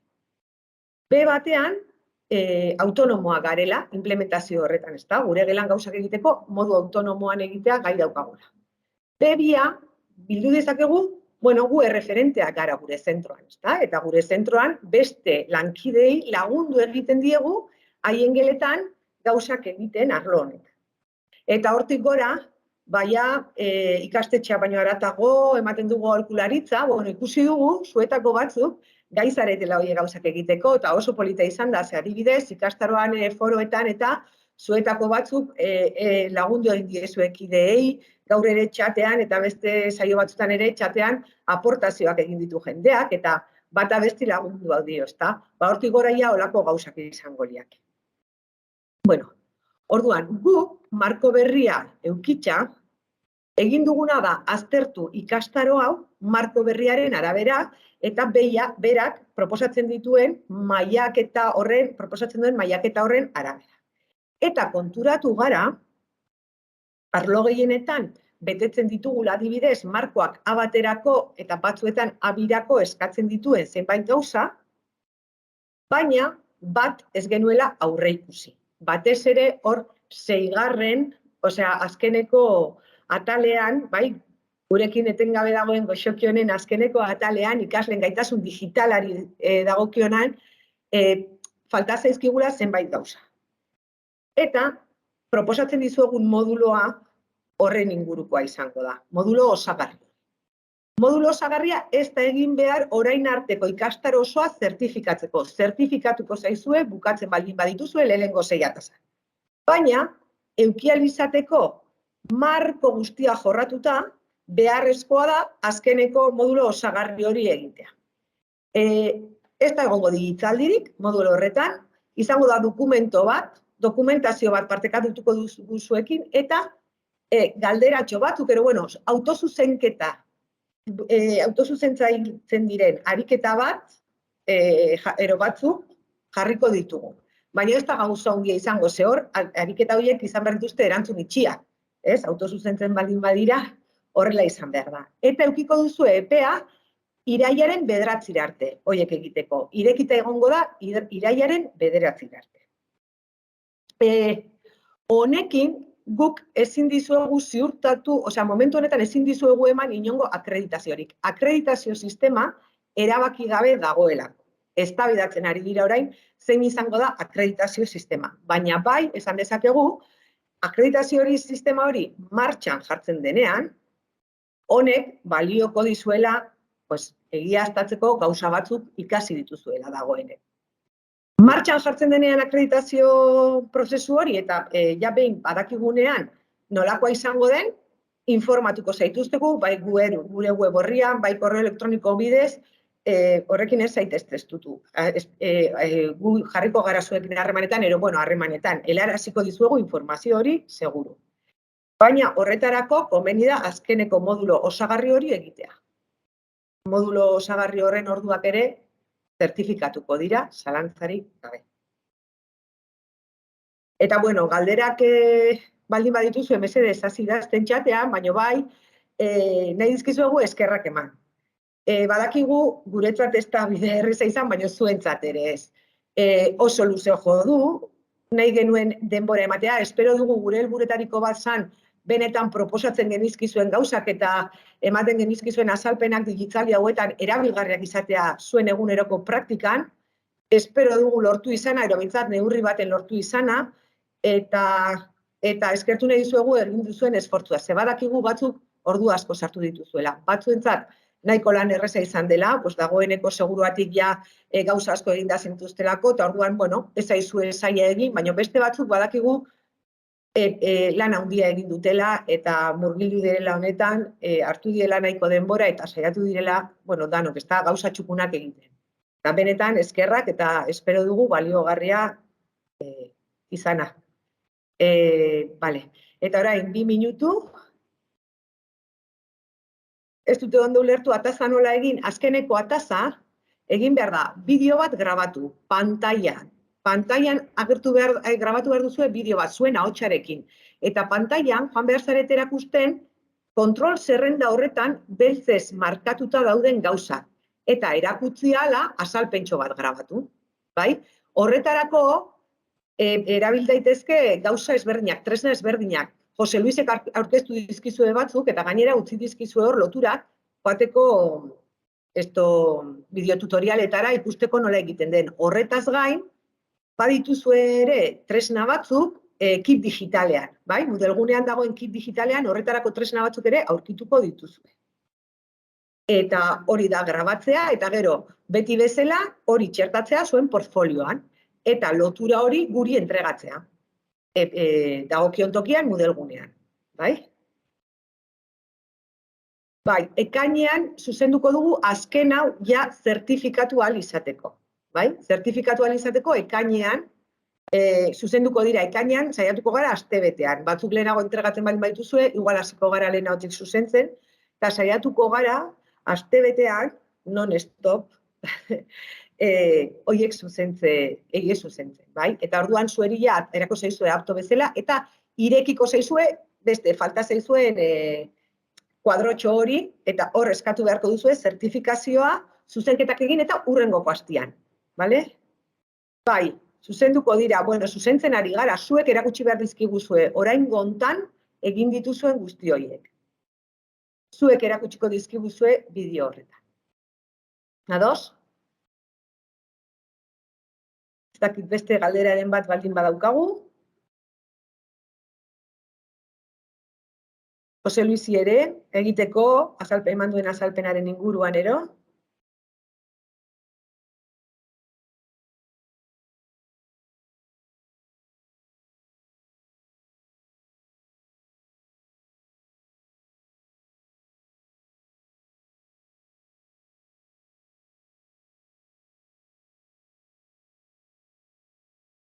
Zuek orain, erakusten diguzuena, egin duzuena, kalitatezkoa izan behar da. Zuek hor, ikusiko dugu hor, ibilbide guztiak. Zalantzaren bat baldin badaukagu, joango gara zuzenean, ataza hori begiratzera. Baina, espero dugu 3 minutu horietan zuek zuen ibilbidearen laburpen bat egitea eta erakustea evidentzia batzuk egindako lanaren inguruan.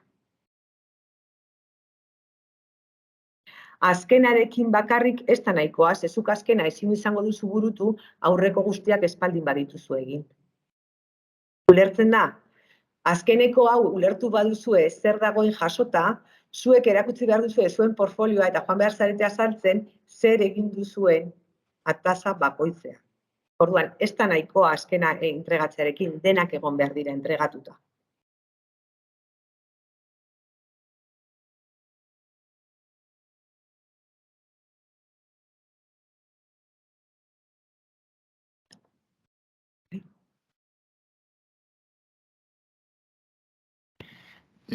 Lehen ikusi dut hor etxatean, batek jarritzen zuela, gaurkoa maila handia zeukala beraren txat edo lakorik, bale? Gogoratu hauek direla sensibilizazio saioak, bale? Orduan, momentu batean, transmititu nahi izan duguna, izan da, erabilera, zenetekin atzerak diogun, baina gero bakotxa noski bere mailan erabera, bale? Batxu bera bada egongo zarete azten bideo gintzaren lakonetan. Bideotzako dago galdera bat, arbelaren abatarra nola egin duzun. Hori egongo zarete azten, ez da? Poliki, bale? Hori, sensibilizazioa da, batxu bera bada egongo dira ja beste mail batean, eta bada gaur oso gutxi ikasi batzuk, edo zehose berezia, baina besterik ez. Beste batzuk horrendik, pauso batzuk eman behar, baina poliki, bale? Adibidez hori pantalla kapturatzearena, hor daukazue tutorialaren bat, baina oso simplea da. Noski mugitzen zara pantailatik eta egiten duzun guztia grabatzen da. Orduan, besterik ez. Eta gero, nola egin dudan abatarra, ez dakizen abatarra, baina hor baita ere utzi dizuet, abatarrak egiteko bideo tutorial bai YouTubeen. Batera, estatikoa dena egiteko, erabili nuen Bitmoji ez dakit, baina bera batzu asko dago telefonoan, edo dagoazue, hori zure abatarra egiteko edo zure Googleeko perfilaren argazkia, nik askotan ikusten dut. Boki, sartzen bazara horrian baita ere oso horreza da, agertzen dira hor personaiak, igoan duzu soinu bat pizka bat sinkronizatzeko ahoarekin, eta nahiko ondo horretatzen da. Eta gero, hor gutxi dizuet baita ere, momentu batean, Office baita hori, Windows 10 erabiliz, Windows 10 erabiliz, badago beste aukera bat baita ere abatarra sortzeko, bada pizka bat komplikatuagoa, baina hor dago ez baita ere. Baina emojirena edo bitmojirena eta bestea oso ondo egiten dira, oso errez, bokirena baita ere, tutorialean badaukazu, baina errez,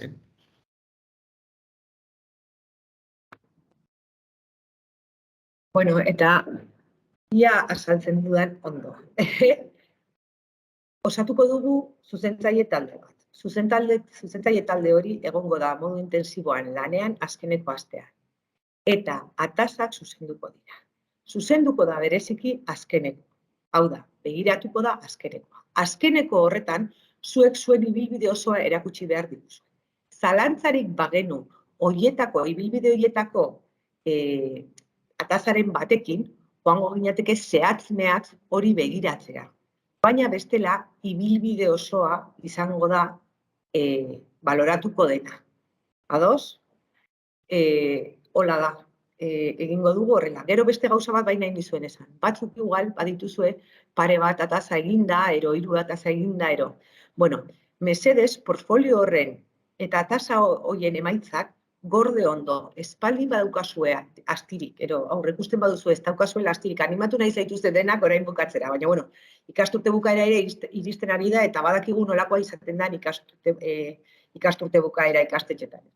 Orduan, baten batek aurreikusiko balu ez duela astirik izango, mesedez ondo gorde portfolioa eta portfolioan bertan egindako atazak. Ze horiek baliagarriak izango zaizkizue, ikastaro hau berriro irekitzen bada bera, diseinatzen ari gara datorren ikasturteko ibilbide formatiboa, baina horretarako baliagarria izango zaizue dagoeneko eginda daukazuena. Hortaz, mesedez ondo gorde, bai? Zuen hobe beharrez.